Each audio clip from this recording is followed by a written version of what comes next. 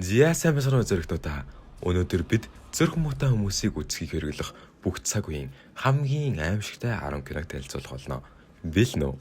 Бэлэн бол гэрлээ унтраагаад жагсаалтанд орцгоё. Яа зохиолын маань 10 дугаар байранд 2017 онд гарсан Энрис Мушитигийн зохиолох It.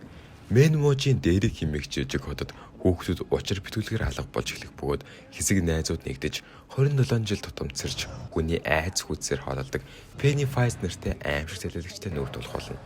Жаахан хүү Жорж борооны усны шугам руу хүлэг онгоцоо алдаж Pennywise-тай анх уулздаг гэсэг. Тэрнүүд тэрийн нэмсэглэл алилагч цааш айдаг айцтай хүмүүст бол нэлээд л үзэхэд хэцүү кино. Гэхдээ яг үзээгүй хүн баг байхгүй байх. Сонирхолтой факт гэвэл алилагчийн дүр тоглосон Билли Скарсгард зураг авалтын үеэр хүүхдүүдийг үнэхээр айлгахын тулд тэдэнтэй зураг авалт эхлэх хүртэл огт уулздаггүй байжээ. IMDb-ийн $1.3 үнэлгээтэй.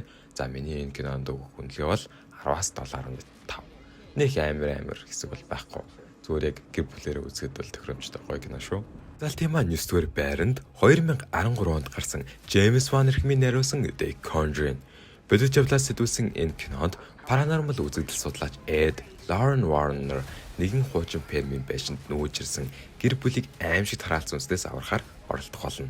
Зураг авалтын үеэр бодит байдал дээр хачирхалтай салхилж зочид буудалд нь гал гарч байсан тул хүмүүс зураг авалтын талбайг хараалтай гэж үздэг байв. Уг кино маань IMDb-ийн $7.5 үнэлгээ авсан. Гэхдээ яг л сканы моментууд нь нэгэн хэвийн уламжлалт аимшиг кино шиг учраас миний хувьд өгөх үнэлгээ бол 10-аас 8.5. Салтын маань 8-р байранд 2018 онд гарсан Ari Aster найруулагчийн бүтээл болох Удамшил. Энэ гэр бүлийн нэмээ нас барсны дараа тэдний удамд нуугдж байсан аимшигт хараал чөтгөрийн зан үйл илэрч эхлэх болно. Энэ бол сэтгэл зүйн дарамт үзүүлэх мастер бүтээл юм. Охины дүр тоглосон Мило Шапиро тэрхүү хачирхалтай хэлээрээ гаргадаг чимээг маш олон удаа давтаж бэлдсэн гэдэг. IMDb-ийн 7.3 үнэлгээтэй. Миний хувьд өгөх үнэлгээ бол 10-аас 9. Салтын маань 6 дугаар байранд 1974 онд гарсан Тоби Хупер эрхмийн найруулсан Техас дахь хөрөг дадлаг кино маань орсон байна. Хэсэг залуус Техасаас аялаж явахдаа замдаа төөрч хүний махаар хоололдог галзуу гэр бүлийн гарт орох болно. Laserface буюу арьсан нүртэй халуурчин тэднийг цахилгаан хөрөөгөөр агнана. Зураг авалтын үеэр ашигласан махнууд нь бодит байсан бөгөөд 40 химийн халуунд өмхийрч жүжигчд үнэхээр бөөлжж байсан гэдэг. IMDb-ийн $7.4 үнэлгээтэй миний хувьд өгөх үнэлгээ бол 10-аас 8.5. Жагсаалтын маань 6 дугаар байранд 1960 онд гарсан Альфред Хичкок эрхмийн найруулсан Психо кино маань орсон байна. Мөнгө булгайлаа зугтаж буй эмэгтэй нэгэн аслагдсан буудлын гэвч буудлын эзэн Норман Бейтс болон түүний ээж тэмч найрсаг биш байлаа. Усанд орж байхад нь хөшиг нэгдэж худалтай хүн гарч ирдэг хэсэг кино урлагийн түүхэндх хамгийн алдартай 45 секунд гэж нэрлэгддэг юм байна. Тэр үед цусны оронд шоколадны сироп ашиглаж байжээ. Хар цагаан кинонд шоколад илүү өтгөн бодит цус шиг харагддаг аж.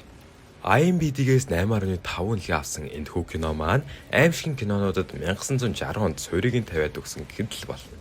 Аимшигтай айц хүс гэхээс илүү сэтгэл зүйн аимшиг руу чиглэсэн агуулгатай кино юм. Миний хувьд бол quality чанарыг нь харгалзан үзээд 10-аас 9 оноо өгч байна. Жагсаалтын маань 5 дугаар байранд 1980 онд гарсан Stanley Kubrick эрхмийн The Shining орсон байна. Зочид буудлын хамгаалагчаар ажиллахаар ирсэн Jack Torrance тусгаарлагдмал орчин болон буудлын сүнснүүдийн нөлөөр галзуурч өөрийн гэр бүлээх хөнөөхөөр оролдох болно. Энэхүү киноны хамгийн алдартай хэсэг нь Jake хаалгыг сүхээрээ хаглаад Harris Johnny гэж хэлдэг хэсэг. Үнэн нь зэвүү скем байгаа зү. Найруулагч Kubrick эмэгтэй нүрийг үнэхээр айцтай байлгахын тулд түүнийг байнга загнаж тэр хэсгийг 127 удаа давтаж зураг авалт хийсэн гэд. IMDb-ийн 8.4 үнэлгээтэй энэхүү кинонд би 9.2 оноо юу ч ярилтгүйгээр өглөө та эдгээд үзээд байлгондоо. Жагсаалтын маань 4-р байранд 1979 онд гарсан найруулагч Ridley Scott эрхмийн Alien хэмээх кино маань орсон байна. Сансрын хөлгийн багийнхан нэгэн харийн өндөг олсноор аимшигт мангасуудтай нүүрдүүлэх болно.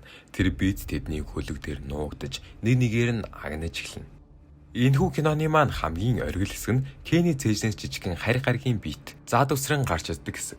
Бусад жүжигчид цээжнээс мангас гарч ирнэ гэдгийг мэдэж байсан ч тийм их цус усрна гэдгийг мэдээгүй тул тэдний шоконд орсон царай нь 100% бодит байсан юм. IMDb-ийн 8.5 үнэлгээтэй энэ хүү кинонд би яг ижилхэн 8.5 оноо өгч байна.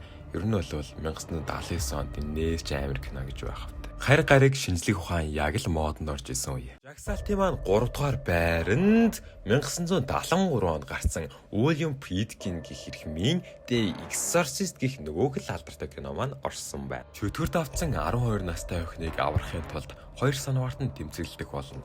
Энэ кино нээлттэй хийх үед хүмүүс кино театрт ухаан алдаж байсан гэдэг. Охин шатаар ааз чиг доошо бууж ирдэг хэсэг. Одоо ч үзэхэд нуруугаар хүүд тааж байна. Йоо амар. Киноны зураг авалтын талбай дээр олон удаа гал гарч жүжигчид бэртэж байсан тул олон хүн энэ киног үнэхээр хараалтай гэж итгэдэг байв. IMDb-ийн 8.1 үнэлгээтэй энэ хүү кинонд би 9.8 оноо өгч байна. Жагсаалтын маань 2 дугаар байранд 1982 онд гарсан John Carpenter иргмийн Daydin юм. Антарктидэд байгаа судлаачид хинээж дүр төвөрч чаддаг харь гаригийн биеттэй тулгархолно. Хинэн хүн, хинэн мангас вэ? Итгэлцэл үгүй болсон тэр газар амьд үлдэх хамгийн хэцүү. Энэхүү киноны хамгийн оргил хэсэг нь цусны шинжилгээ хийж байхад нэгнийх нь цус хариу үйлдэл үзүүлж тэр чигтээ аимшигт мангас болон хувирдаг хэсэг. Энэхүү киноны мангасуудыг ямар ч компьютер график ашиглалгүй зөвхөн механик үгэлдээ ризин ашиглаж хийсэн нь өнөөдөрч хамгийн шилдэг тооцогддог. IMDb-ийн 8.2 үнэлгээтэй энэхүү кинонд би 10-аас 10 оноо өгч байна. 1982 онд гарсан энэхүү киног одоогийн кинонуудтай харьцуулна гэж байх. Жагсаалтын маань 1-р байранд. За 1-р байрыг танд үлдээчихье. Таны бодлоор 1-р байранд ямар кино орох вэ? Та комент сэдвчээд үлдээгээрэй. Ингээд бүх цаг үеийн хамгийн аимшигтай 10 киног танилцуулж дуустлаа. Та эдгээрийн алийг нь үзэж зүрхлэх вэ? Дараагийн дугаараар уулзлаа. Гэрлээ битгий унтраагаарай.